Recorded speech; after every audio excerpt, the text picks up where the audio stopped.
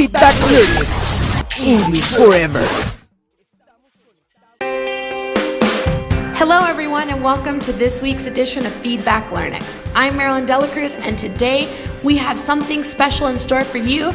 We're going to talk about body language. Body language has been the subject of much study and also the origin of many myths, such as the one that says that 93% of communication is nonverbal. However, the influence of body language on our social skills cannot be denied. Surely you know people who, despite not being especially unpleasant, generate distrust. You would not know what to say concretely, but they give off an aura that makes you not want to confess your real emotions. This is because there is a contradiction between your verbal communication and your body language.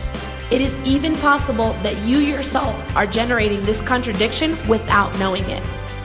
Other people, on the other hand, radiate a great charisma without being especially talkative. Your body expression is aligned with your verbal language and you convey confidence and warmth. Body language is a form of communication that uses gestures, postures, and movements of the body and face to transmit information about the emotions and thoughts of the issuer. It is usually done unconsciously, so it is usually a very clear indicator of the emotional state of people. Along with vocal intonation, it is also part of nonverbal communication. Body language should not be taken as an absolute truth because there are many environmental factors that can influence it. That's why you should never reach a conclusion by interpreting a single bodily sign. The key is to observe sets of signs that are consistent with each other and discard possible external causes like temperature, noise, fatigue, and things of that nature. The keys of body language. Meaning of face gestures. The face is the magnifying glass of emotions. That is why it is said to be the reflection of the soul. But as in any interpretation of nonverbal language, you must be careful not to evaluate face gestures separately, as they are usually part of a global emotional state and can lead to various interpretations. On the face, you can detect many unconscious attempts to block what we say, hear, or see. In general, when someone puts their hands to their face, it is usually the product of some negative thought, such as insecurity or distrust. Here you have several concrete examples. Covering or touching your mouth. If it is done while speaking, it may mean an attempt to hide something. If it is done while listening, it may be a sign that that person believes that something is being hidden from him. Touching the ear. It is the unconscious representation of the desire to block the words that are heard. If your interlocutor does it while you are speaking, it may mean that you want to stop talking. Touch your nose. It may indicate that someone is lying. When you lie, catecholamines are released, substances that inflame the internal tissue of the nose and can cause itching. It also happens when someone gets angry or annoyed. Rubbing an eye. It is an attempt to block what is seen so that you do not have to face the person to whom you lie. Beware of people who touch their nose a lot and rub their eyes when they talk to you. Scratching the neck. Sign of uncertainty or doubt with what one is saying. Carrying a finger or something in your mouth. It means insecurity or the need to calm down, in an unconscious expression of returning to the safety of the mother. Head positions. Understanding the meaning of the different positions that someone can take with their heads is very effective in understanding their real intentions, such as the desire to like, to cooperate, or to be proud. The look also speaks. The communication through the look has much to do with the dilation or contraction of the pupils, which reacts to the internal states that we experience. For this reason, clear eyes are usually more attractive than dark eyes, because they allow to show more clearly the dilation of the pupil, a response associated with positive emotions. When you talk, you usually maintain eye contact between 40 and 60% of the time. That's because your brain is busy trying to access information. In certain social situations, the lack of eye contact can be interpreted as nervousness or shyness. So simply pausing before responding will gain the necessary time to access the information without having to look away. Types of smile. The smile is an inexhaustible source of meanings and emotions, as well as what is possible to communicate with her.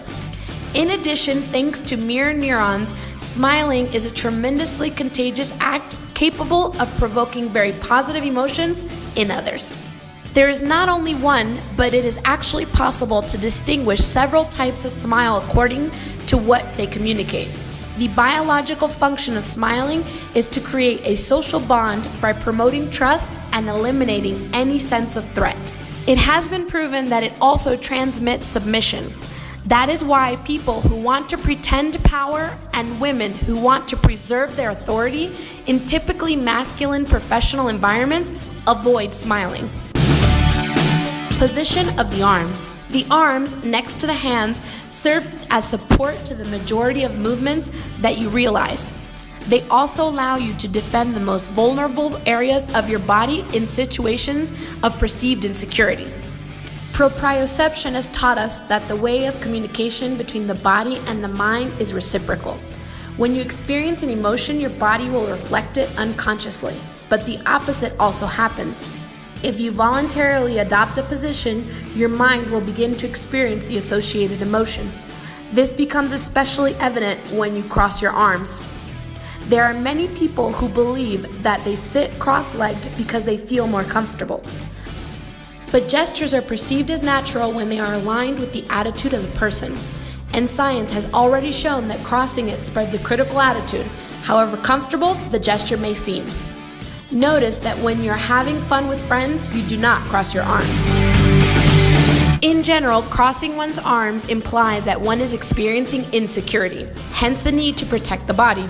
There are many variations such as adjusting the clock, placing the bag in front of the body, or holding a bag with both hands in front of the chest, but all come to mean the same. Gestures with hands. The hands, together with the arms, are one of the most mobile parts of the body and therefore offer a huge record of nonverbal communication possibilities. The most common is to use them to point out certain parts of the body in order to show authority or sexuality. There is a part of the brain called Broca's area that is involved in the speech process, but it has been proven that it is also activated when you move your hands. This implies that gesturing is directly linked to speech, so doing it while you express yourself can even improve your verbal ability. Very useful in people who block themselves when speaking in public. It has also been shown in a study that reinforcing a phrase with gestures gets the words you need to your mind, and also that your message is more persuasive and understandable. Position of the legs. The legs play a very interesting role in body language. Being further away from the central nervous system, our rational mind has less control over them and allows them to express inner feelings more freely. The farther a part of the body is from the brain, the less control you have over what it is doing. In general, human beings are programmed to approach what they want and get away from what they don't want. The way someone places their legs can give you some of the most valuable clues about nonverbal communication, as it will point you to where you really want to go. Learning to detect inconsistencies between verbal and body language can be very useful. What the body indicates is usually very reliable, since humans are unable to control all the signals it is emitting. Remember that you must interpret all these bodily signals within a global context and with certain limitations. Do not draw conclusions from a single gesture. Someone could cross his arms because he is simply cold, or because it is a movement that has mechanized and removed part of its real meaning. Well, we've come to the end of this week's edition of Feedback Learnex. Hope you enjoyed this topic about body language and the movements of the body and what it could mean. Stay tuned next week at 9:15 p.m.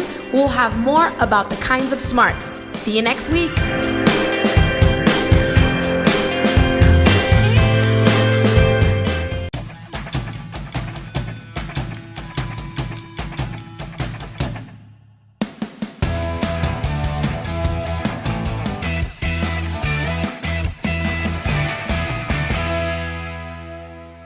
Feedback Learnex, English Forever. Estamos en sintonía. Feedback Learnex, English Forever.